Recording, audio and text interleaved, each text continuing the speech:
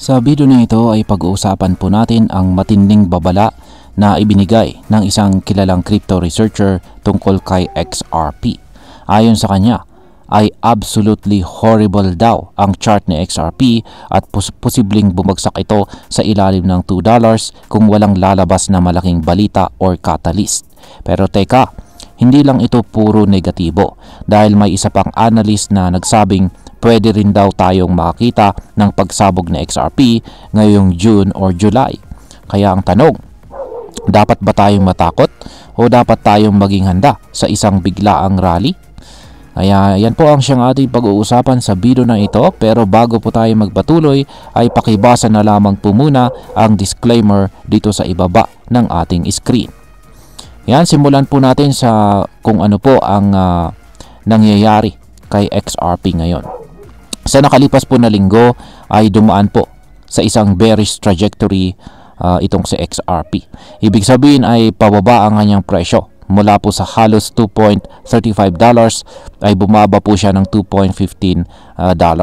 Nito pong nakalipas na May 31 ay muntik po siyang bumagsak sa $2.11 bago po siya bahagyang nakarecover at tumigil sa presyong $2.17.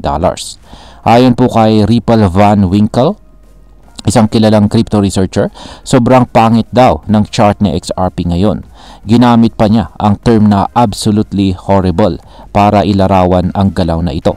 Para sa kanya, kulang daw sa lakas ang paggalaw ni XRP.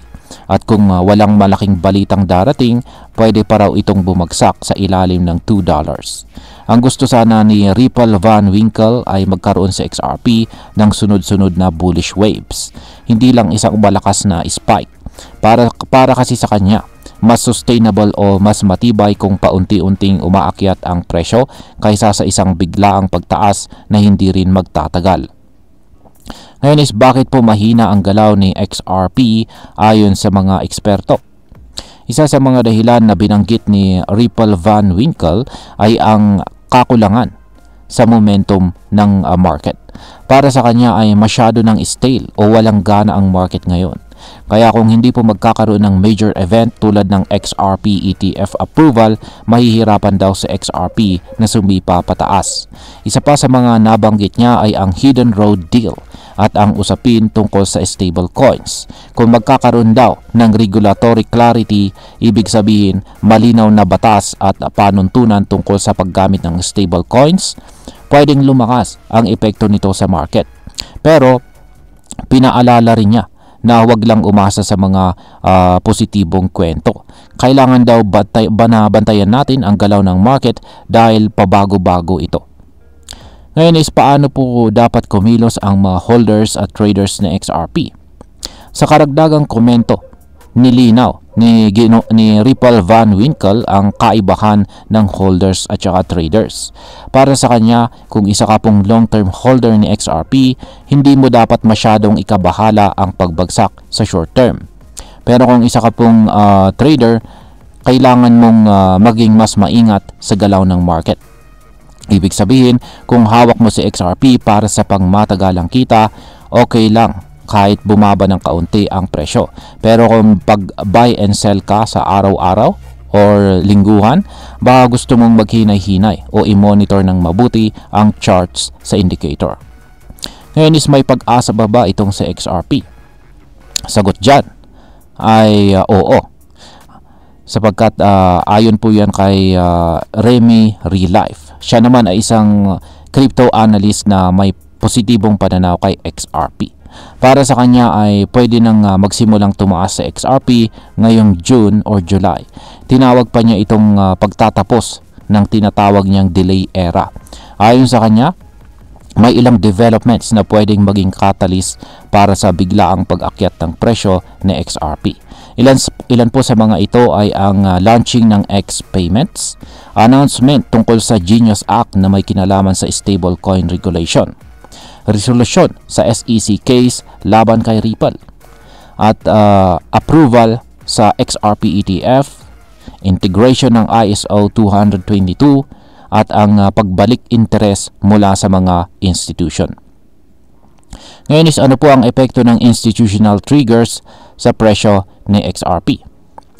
Ayon pa kay Remy, malaki ang posibilidad na magkaroon po ng supply squeeze kay XRP kung maaprubahan ang mga ETF na may XRP bilang underlying asset. Isipin mo ito, kung bawat ETF share ay maglalaman ng 20 XRP at bibili ng marami ang mga malalaking kumpanya, mabilis maubos ang supply na available sa retail traders gaya natin.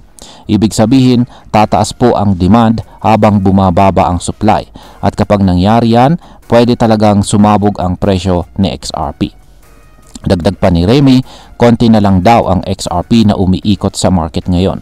Kaya kung pagbiglang dumagsa ang institutional players, pwedeng hindi na kayanin ng market ang demand. Yan. Ngayon ay pag-usapan naman po natin ang tungkol sa XRP Ledger, Apex Summit at iba pang mga kaganapan. May mga analyst din tulad ni Ginoong Martin Hisbowick ng Uphold na nagsasabing magiging napakahalaga ng buwan ng June para kay XRP. At bakit? Kasi maraming event ang naka-line up gaya po ng XRP Ledger Apex Summit sa bansang Singapore. Meron ding update sa XRP Ledger tulad ng AI integration, DeFi expansion at saka tokenized asset support. At nandyan rin ang decision ng Federal Reserve tungkol sa interest rates. Lahat ng ito ay pwedeng mag-trigger ng biglaang paggalaw sa presyo, depende kung positive o negative ang mga balita. Ngayon ay pag-usapan na po natin ang posibleng maging epekto nito para sa atin bilang mga Pinoy crypto traders at investors ni XRP. Para sa atin dito sa Pilipinas ay napakahalaga po ng balitang ito. Kung ikaw po ay long-term holder ni XRP, pwede kang kumalma muna at bantayan ang developments. Pero kung isa kang trader, kailangan mong mag-ingat. Hindi ito ang panahong basta na lang papasok ng walang plano. Gamitin natin ang analysis tulad po ng kay Ripple Van Winkle at Remy Relife para makagawa ng mas matalinong desisyon. Isa pa, kung matuloy ang XRP ETF, posibleng magkaroon ng indirect exposure ang mga local na investors kahit hindi tayo diretsong makabili ng ETF dito sa Pilipinas. Posibleng magbukas ito ng mas malaking interest kay XRP na makikinabang din ang mga hawak nating token. Bilang panghuli, ang masasabi ko naman tungkol dito ay para sa akin, si XRP ay parang isang sleeping giant. Sa ngayon, mukhang natutulog pa siya at bumabagal ang kanyang galaw. Pero maraming sinyalis na nagpapakita na may gising na paparating. At yan po ay ang institutional interest, regulatory clarity at mga technical na galaw.